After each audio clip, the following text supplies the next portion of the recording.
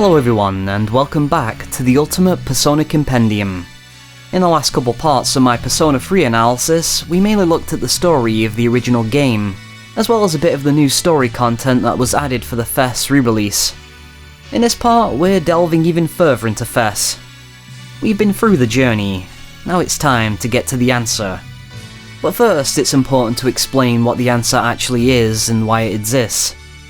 It's an extended epilogue to the original game that acts as a separate campaign within the FES edition.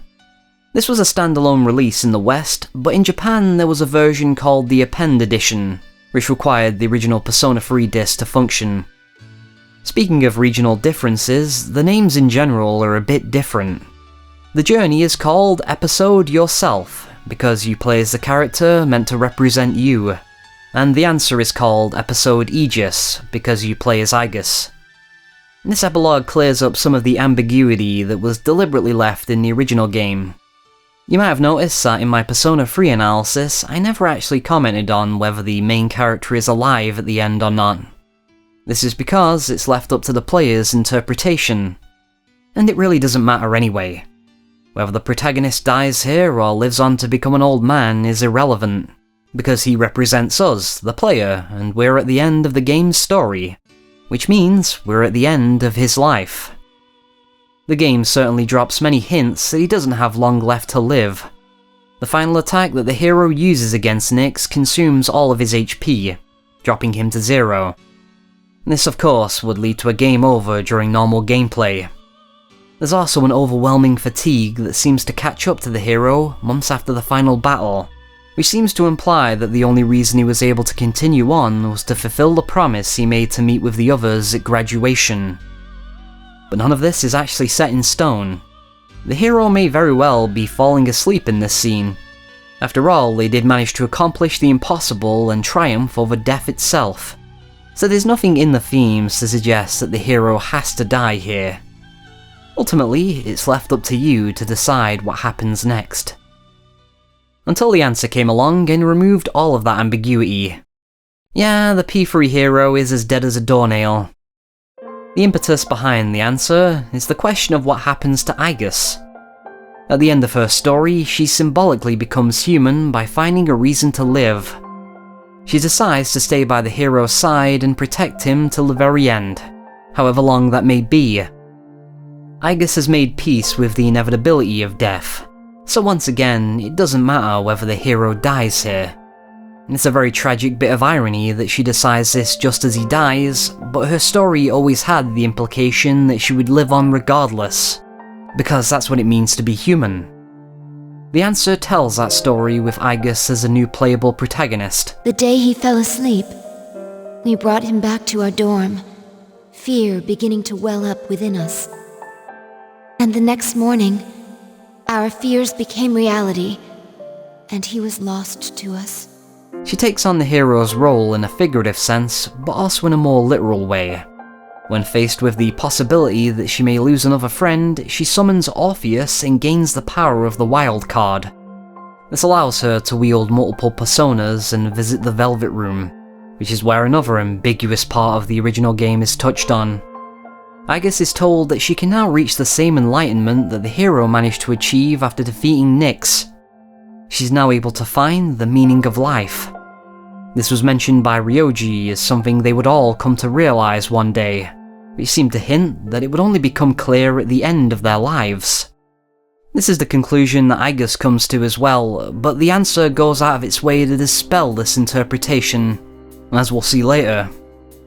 I can see why they would want to address this part, since you only find the meaning in your life right before you're about to die is a pretty depressing thought to end on. I always thought it was left ambiguous because the meaning of life is different for every person and it isn't something simple enough to answer in a JRPG. The plot is that C's are stuck inside the dorm as March 31st repeats endlessly. They're joined by a new character named Menace, an anti-shadow weapon similar to Aigis, who explains to them that a realm known as the Abyss of Time has opened up beneath the dorm and they must explore it to find the cause. It seems to be tied to their memories, and the doors within often show events from the past that we were not originally privy to. These memories are later revealed to be tied to the reasons they became Persona users in the first place. They also chase a mysterious figure through the labyrinth who appears to be a shadow version of the hero. This happens a comical amount of times, by the way. As it turns out, this figure represents their unconscious yearning to see the hero again and their inability to move on. This is what kept the Abyss of Time around long after it should have been erased with Tartarus, and what caused the whole time loop in the first place. Both the Abyss of Time and Tartarus are stand-ins for the unconscious mind, but there are some significant differences that are worth exploring. Tartarus was a place that the characters chose to explore to better understand themselves. They always had a choice in the matter, while the Abyss of Time is something they're forced to explore. They're trapped in the dawn and in the same repeating day. This better reflects the Abyss of Time as something that was brought about by trauma, the death of the hero. It is essentially a prison of their own making, so it's only appropriate that they should be reminded of the past that brought them there. They're anxiously ruminating, trying to make sense of things, and being prevented from functioning normally until they come to terms. It's highly reminiscent of depression. You can even go as far as saying that the long stretches of monotonous grinding in this mode captures this feeling quite well. The main game dealt with the inevitability of death and how individuals perceive it, but the answer gives us a story where that inevitability has already happened. There's no calendar reminding us of the passing days. The timer has already run out, like the sand in an hourglass. The shadow of the hero is the manifestation of their regrets over how things ended, a feeling that hangs over every character in this story. Because of this, he's able to use their own personas against them in battle. It's kind of like a twisted take on the hero's wildcard ability. After he's defeated, you're treated to one of the strangest and most grotesque animated cutscenes in the entire series.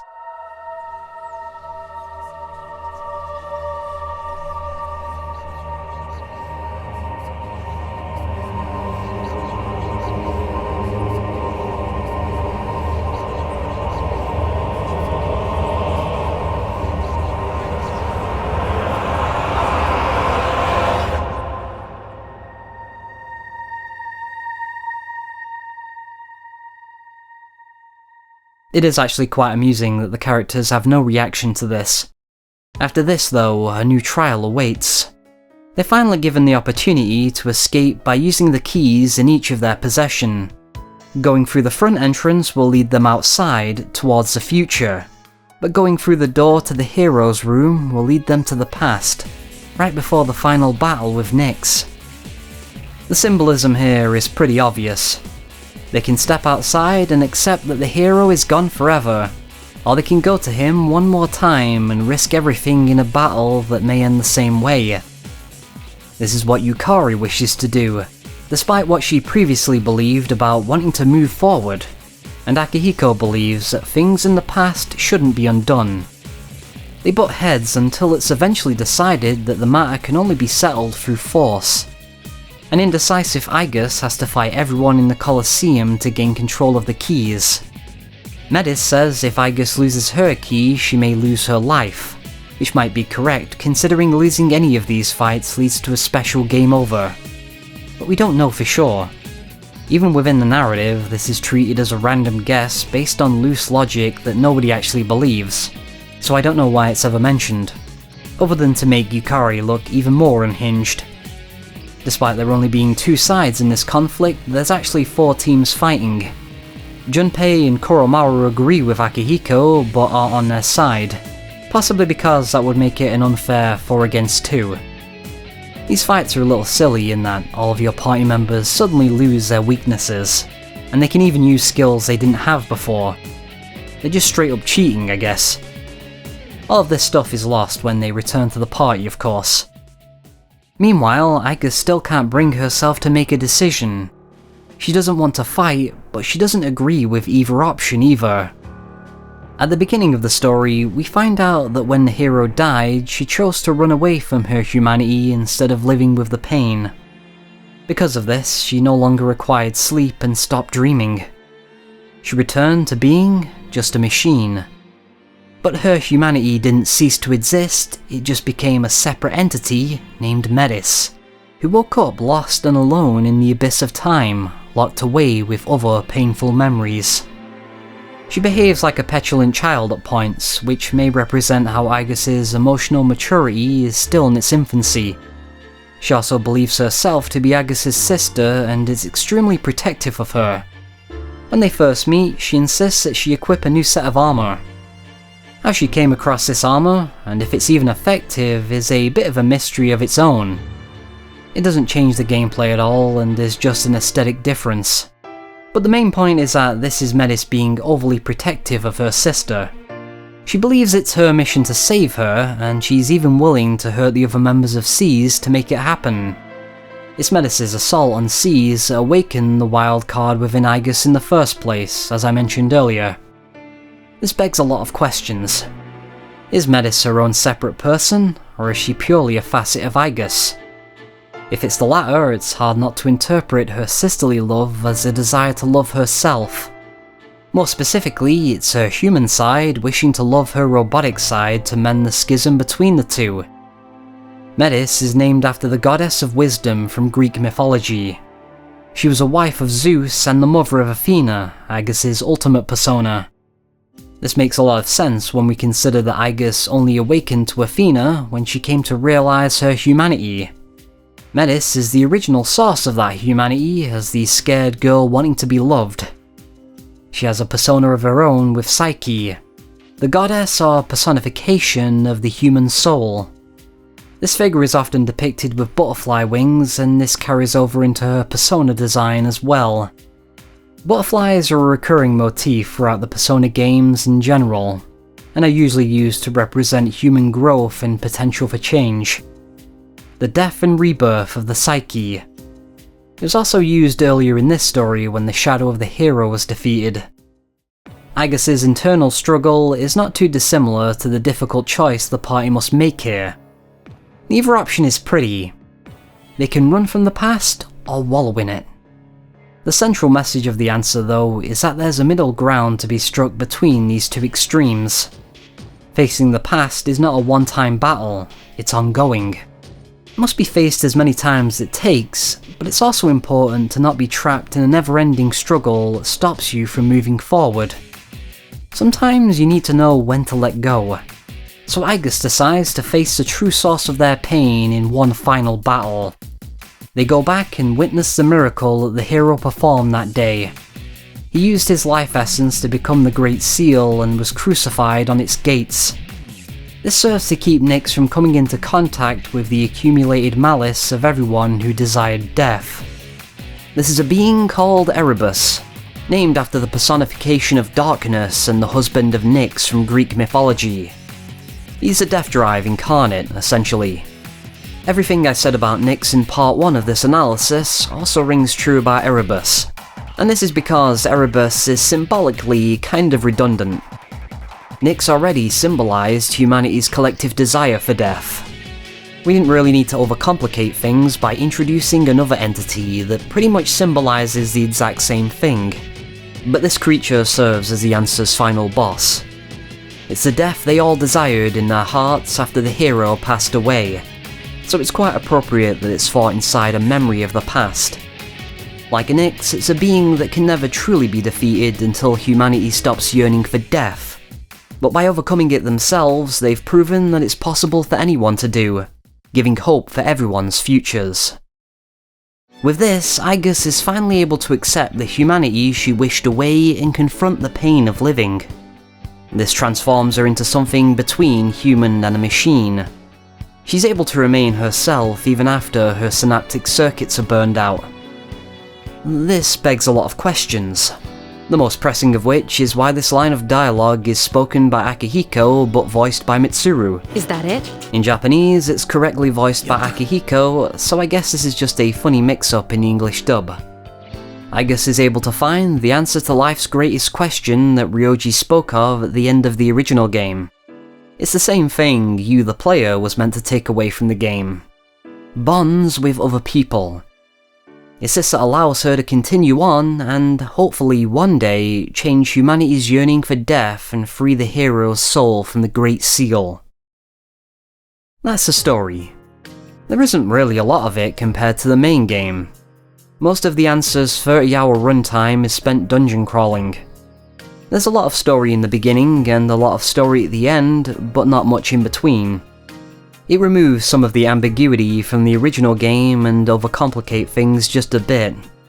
There's a compelling argument to be made that this story was never needed at all. For this reason and others, The Answer wasn't well liked when it was first released in Japan, and still continues to be a contentious part of the series to this day. Many fans didn't like the writing and characterization. We spent an entire game seeing these characters forge unbreakable bonds, and now here they are squabbling and fighting with each other. By design, this scenario puts the characters to the ultimate test. It's contrived in such a way where fighting and considering unreasonable solutions are the only options given to them.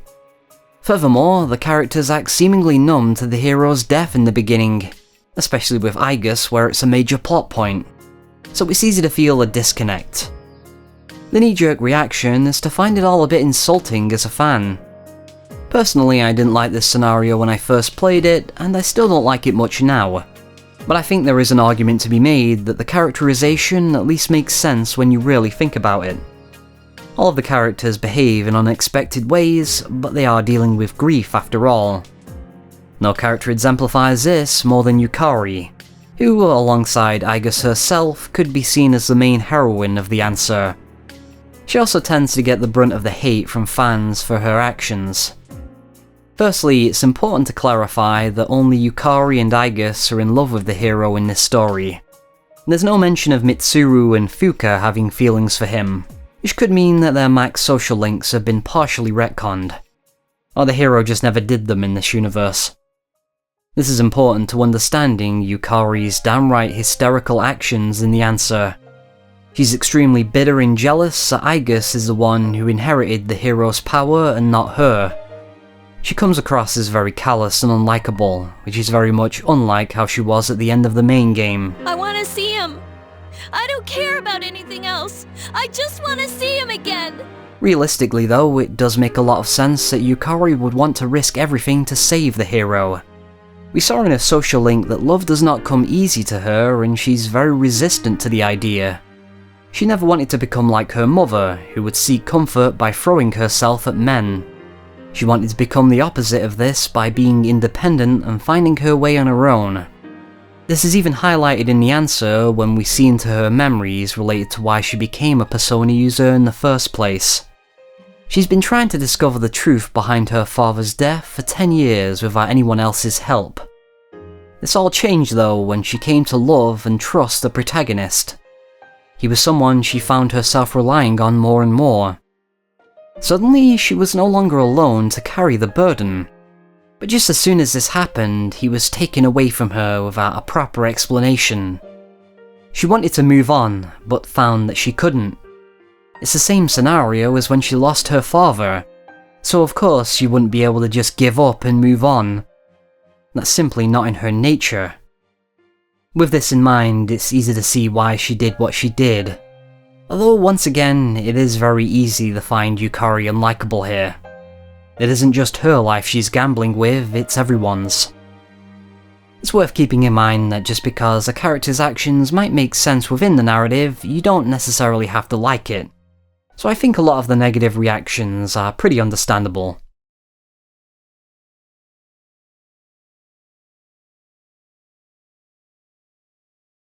The Answer was the most significant bit of new story content added in FES, but there are also some additions in the main game as well, such as Aigis' Eon social link, which we already discussed in the previous part. Since there's a new Arcana in the game, now that means there's a new set of personas associated with it. Metatron was originally of the Sun Arcana, but now becomes the ultimate persona of Eon. There's a brand new hard mode on the difficulty select. The extra dungeon Monad has different unlock conditions now. Originally, you just had to reach the top of Tartarus for it to open, but now you have to defeat the Reaper for one of Elizabeth's requests. These are kinda like optional side quests that you can activate in the Velvet Room. We'll talk about those in more detail later, but the important part for now is that Fest added more of them, including fun events where you get to show Elizabeth around the town. Some of these new requests unlock new outfits, such as the maid costumes for the girls. There's also some new events in the evening where you can take Koromaru for a walk with the other characters.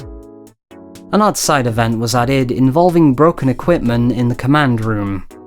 For some reason, Mitsuru asks the hero and even Junpei to take a look at it to see if they can fix it. Why would you ever ask Junpei to fix anything? Shaky logic aside, the hero can come here to peek in on his dorm mates using the security cameras. There's some funny fanservice scenes to be found here. A new service was added at the Shinshoujo antique store where the owner will fuse weapons with personas, provided they have the needed nihil materials, which was also added. This can be used to create a lot of unique and powerful weapons. It'll take her a few days to make them though, rendering it inaccessible on the last day of the game. Finally, there's a special new event that involves bringing Chidori back to life. The hero must find Junpei on certain days and encourage him not to give up on her while she's in the hospital. If done correctly, there'll be some new scenes on January 21st. Chidori is alive, but she no longer has her persona and doesn't remember anything from the past year, including her relationship with Junpei. This, along with another event from Portable involving Shinjiro, tends to get criticised for going against the themes of the game. A common misinterpretation with this game's message in general is that it's about accepting death. This is only half true. It's about accepting that death is inevitable, but also hanging on to life and living it to its fullest before that happens. Death comes for all, but not today. Remember, the characters do end up defeating death itself at the end of the story, so it's not going against the themes to give you the option to save some of the characters. If more people were like you, then perhaps the fall could have been prevented. Although, we will seemingly never have an option to save the Persona 3 protagonist himself.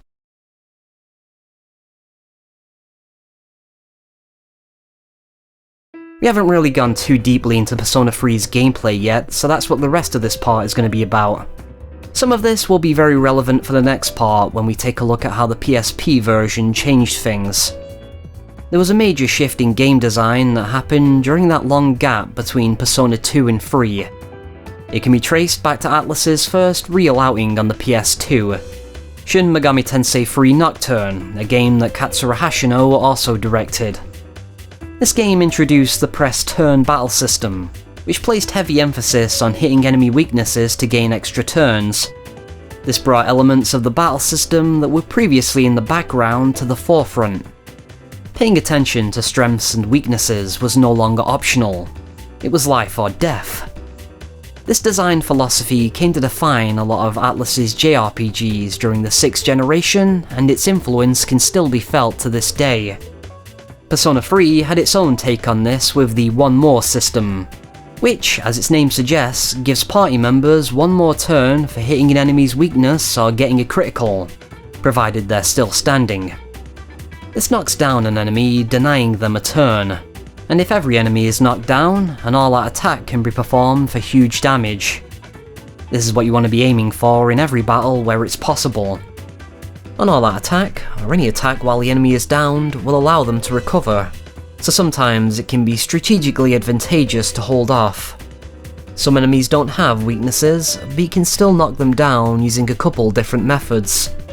You can hit a critical attack, which has a much higher chance of landing if the enemy is afflicted with certain status ailments, such as panic, distress, fear, and shock. Shock happens when using electricity magic.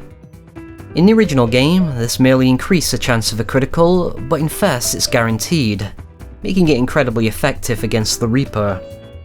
Knockdowns can also occur when a non-projectile physical attack misses its intended target. These type of knockdowns don't grant one mores, but they can still be used to initiate an all-out attack. This is an exception to the rule, since usually a one more must beget an all-out attack. For example, if the last enemy standing is killed by anything other than an attack that would lead to a one more, no all-out attack will be initiated. It's worth noting that one more is only granted if every attack knocks down its target. Multi-targeting skills have a harder time doing this since the chances of missing are much higher. These same rules apply to the player as well, as does everything I've mentioned here with the exception of all-out attacks. The enemy cannot do those. With the exception of Shinjiro and Metis, every party member has a strength and a weakness. The AI will exploit this if you let it, especially in the answer where they somehow know right at the start of the battle. Ideally, each persona's strengths, weaknesses and skill set should be tailored to whatever boss fight you're currently facing. While you can just switch out party members depending on the encounter, this often isn't viable for one very important reason. Your unused party members are most likely going to be a much lower level. The game does grant them an experience boost to mitigate this somewhat, but you're still going to be doing a lot of grinding to catch them up. Sometimes it's better to just power through these encounters using armor and accessories that boost a character's evasion against the element they're weak to. Some accessories in the late game can nullify weaknesses entirely. These are usually acquired through an item-bearing persona. This game has far less elements than the Persona 2 duology, making things a bit more simplified. We have the four main elements comprising of fire, ice, electricity, and wind. After this we have light and dark, which are used exclusively for the instant death magic such as Hammer and Mudo. When in doubt, it's a good idea to have a persona that resists at least one of these, especially since the protagonist's death means an immediate game over. You can survive this if you have a homunculus in your inventory. This will give its life in your stead. Next we have the three types of physical damage: Slash, Strike and Pierce. This corresponds to the different types of weapons in the game. Junpei has a sword, so he inflicts Slash. Akihiko fights with his fists, so he inflicts Strike. Yukari has a bow, so she inflicts Pierce. All three of these can also be found in physical persona skills, which unlike other skills do not consume SP. They instead use a percentage of your HP. The hero is the most versatile in this area, and it's not just because he's the only one who can change his persona. He's also the only one who can equip any type of melee weapon, with the exception of Koromaru's kunais and Aigis' firearms. These determine his attacks outside of battle when roaming Tartarus as well. The final element is Almighty. It isn't counted among the regular elements because it falls outside of the rules of the game to some degree. You can't be weak or strong against it. The climb to the top of Tartarus is a treacherous one that will take Seas an entire year. There are over 250 floors spread across 6 blocks, and the layouts are randomly generated upon entering. No two floors will ever be exactly the same, even if you've already been there before. There'll always be different treasures and hazards. Sometimes you might get lucky and have a floor with nothing but gold shadows carrying valuable items, or a floor where the stairs leading up are right by where you started. Other times though, you can get unlucky and have long, winding dungeons densely populated with shadows. Unlike the previous games, the battles are not random encounters. You can see the shadows on the map, and how you approach them determines your initiative in battle. Hitting them from behind when they're unaware will give player advantage, where every character will get an extra turn in before the enemy. Being ambushed by the enemy will have the opposite effect. The decision of ambushing shadows or running past them is one of the most interesting things about Persona 3's dungeon crawling. Attacking first is obviously much safer, while running past them risks backing you into a corner. Still, if you're low on SP and items, the latter might be your only chance at survival.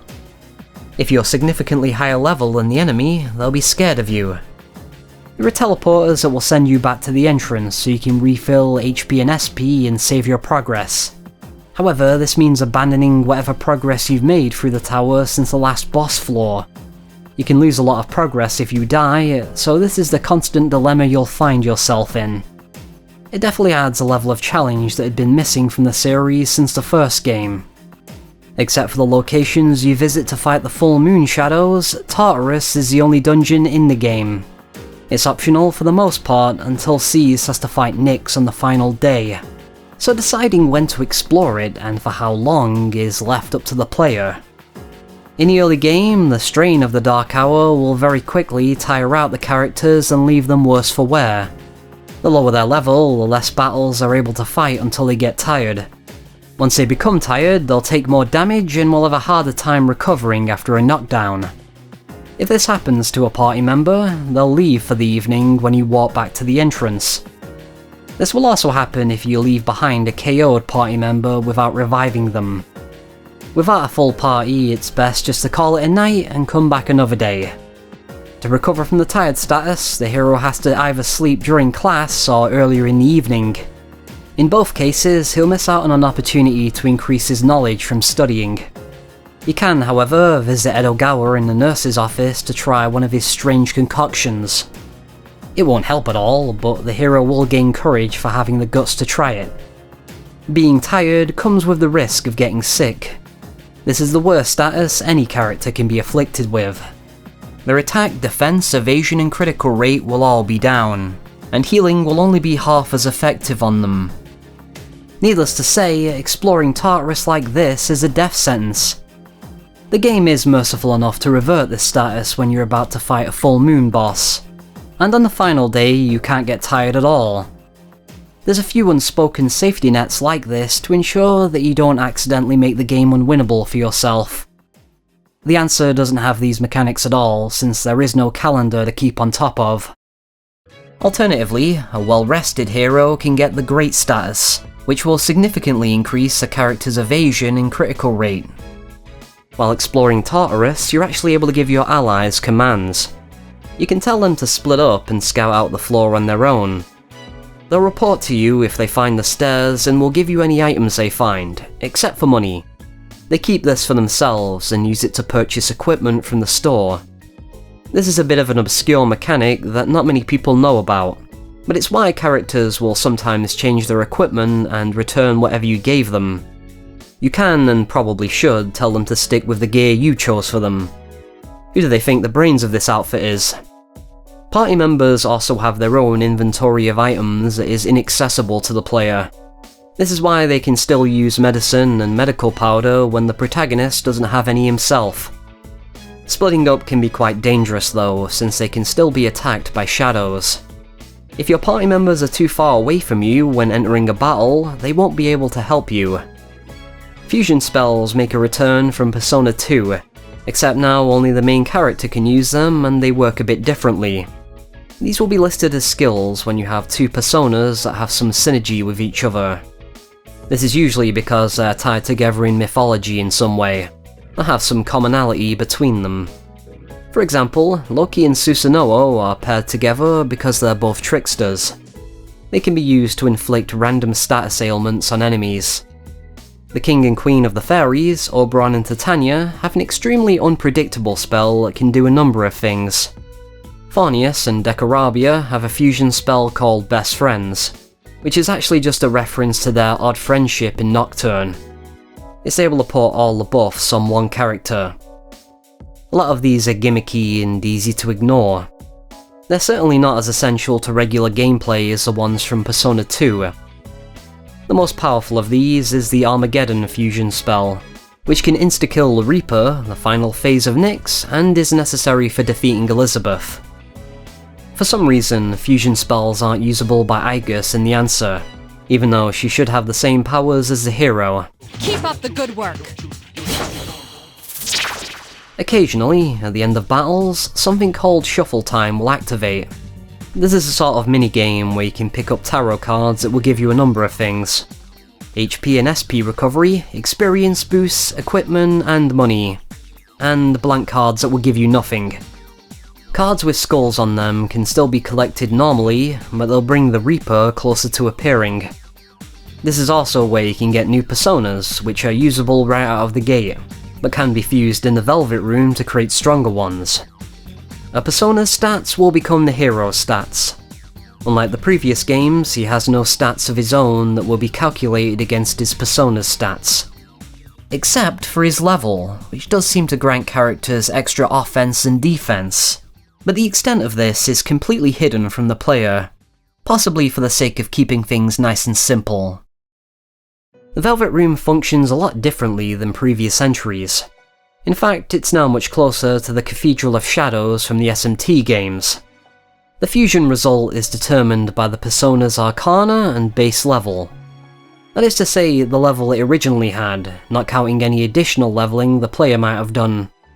A level 99 Orpheus will only ever count as level 1, but usually the resulting Persona will be a higher level than the ingredients used to create it.